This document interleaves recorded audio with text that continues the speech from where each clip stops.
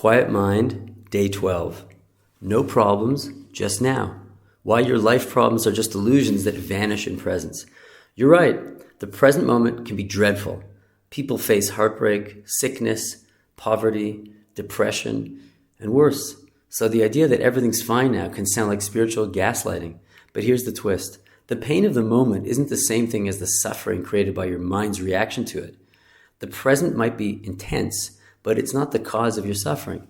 Your mind's obsession with resisting it and projecting it into a future that doesn't yet exist is. We think the future holds our rescue, but the future is always just more of now, repeated through the lens of our current consciousness. Without presence, the future just recycles the past with fancier clothes or a nicer job. The real breakthrough doesn't happen then, it happens now. Real change comes not when the external world shifts, but when you stop dragging the weight of psychological time through every waking moment. Hope is a lovely word, but hope is just future wrapped in prettier paper. And clinging to it keeps you from being here, where the real transformation can begin.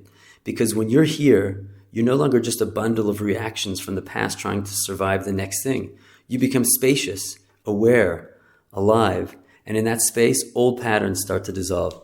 But what about real problems, bills, illness, heartbreak? That's not imagination, right? Sure, those are real situations. But a problem is what happens when your mind fixates on the situation, stews in it, and resists what is instead of responding to it. Problems need time.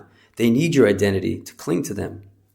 They live in your mental theater, not in the raw moment where life actually unfolds. In the now, there are only situations, things to deal with, or things to let be. You either act or you don't, but you stop poisoning yourself with the story about how awful it is, how long it's been going on, or how much worse it might get. When you stay present, even action becomes clearer, sharper, more aligned, not reactive, but intuitive. The mind will scream, but this is my life, my problems. And yes, it spent years crafting an identity out of struggle. Who would you be without your past pain or your anxious anticipation of the future? The ego shivers at that thought. But what emerges is something far more powerful than the old problem-soaked self, presence itself. And presence has no problems. It doesn't mean denial. It doesn't mean you ignore the bills or skip the hard conversations.